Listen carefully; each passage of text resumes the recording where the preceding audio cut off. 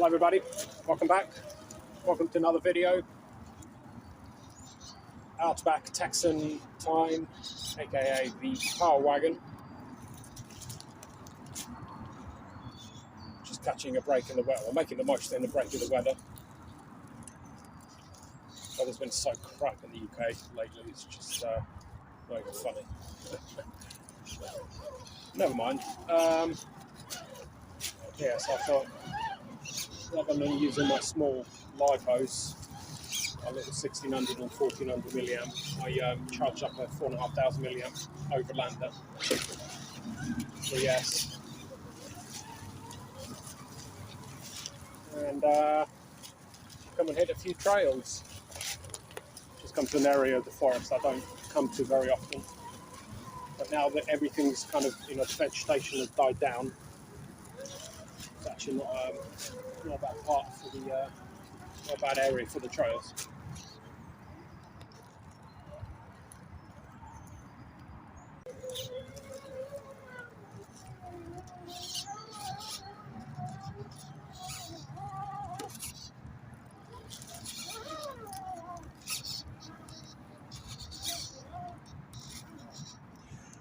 I'm curious about one thing here, because I run,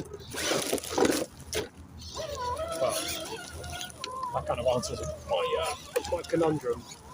So usually I run small packs, so I was kind of curious what difference putting a much heavier lipo has on the car. So although she is sort of up front, central, but more towards the front, I'm curious to see what effect that will have on the balance. Yeah, the difference I was mentioning is between, using a big heavy 3S pack like that, and I know that, I'm not sure the weight of it, I think it's a little bit over 300 grams, compared to the two little 1600 and 1400 milliamps I tend to use most of the time.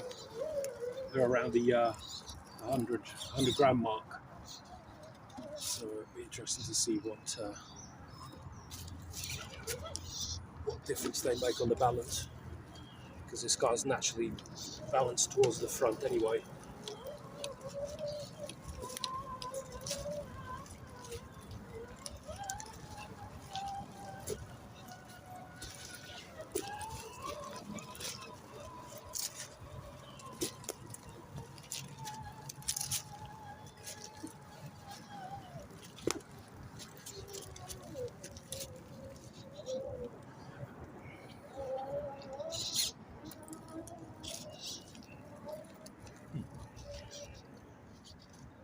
Mossy tree.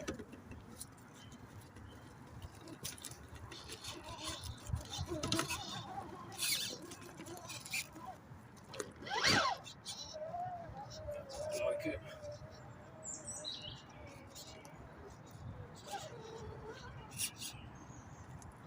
Yeah, so let's see what happens with this heavy lipo around here. I've not run a big pack like this for 3 years, maybe. I remember last time I ran this particular battery in this car, I still had the brushed motor in it and the stock ESC, and I took them up to a place called Sandy Woods, Hertfordshire, and even though I remember I didn't hit low voltage cutoff, 4.5 hours I got out of this battery. So I could imagine how much longer I would get with a brushless system, the fusion I've got in here.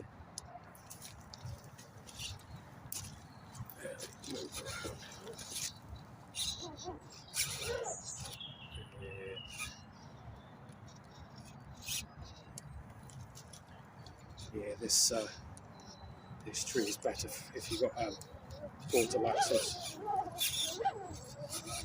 All these little nodules and bumps catching me out in the rear there. Oi, oi, oi. Crash, bang, wallop, almost.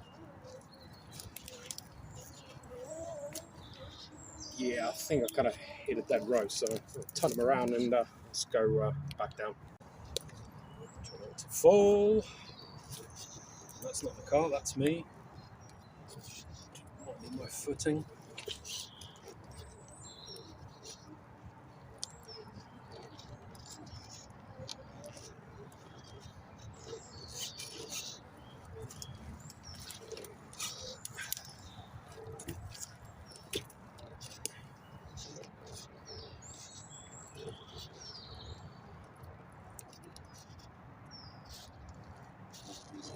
Easy now.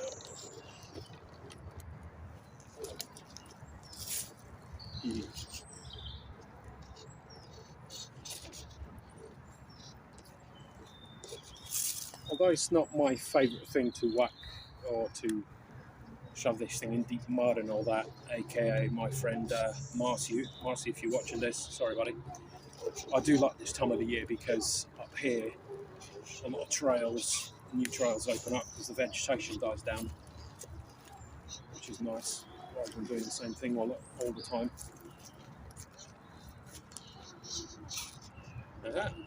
Nice.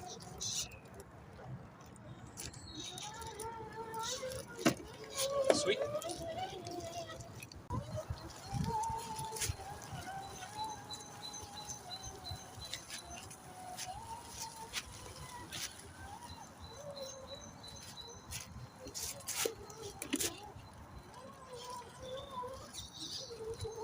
Ooh. Tight, tight, tight.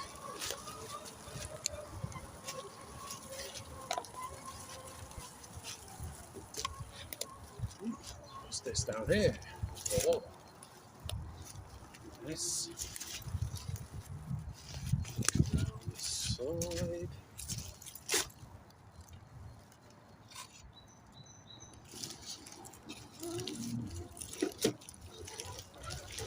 Cool. Let's go and explore this bit.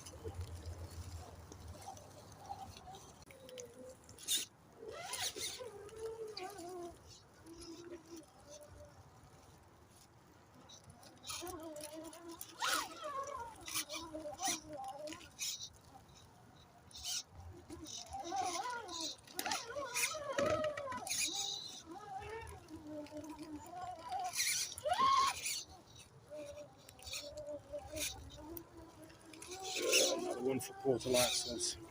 Yeah, go through. Go through.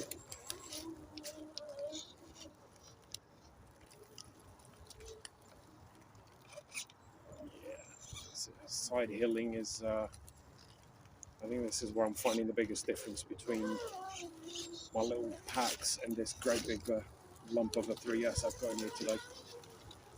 Then again, it should come as a surprise, really, shouldn't it?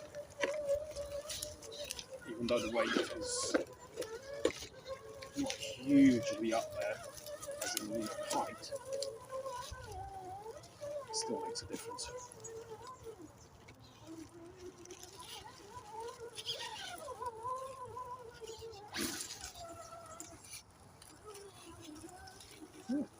Texan's doing all right though. In all fairness, just have to keep an eye on where I'm going. Try not to slip myself because it's slippery as anything here.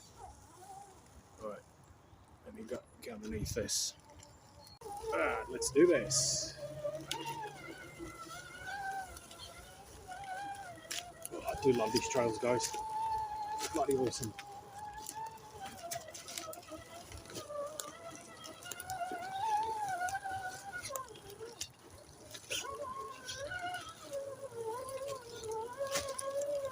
This twiggage as well just gets stuck in the axles and all that. Go through. Alright, move on to another area.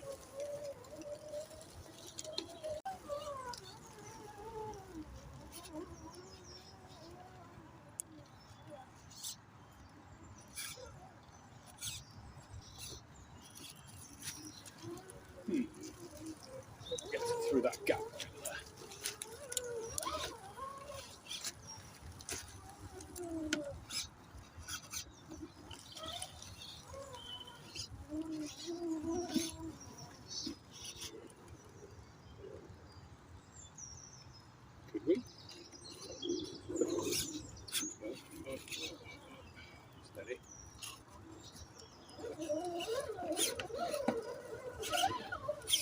You're kidding.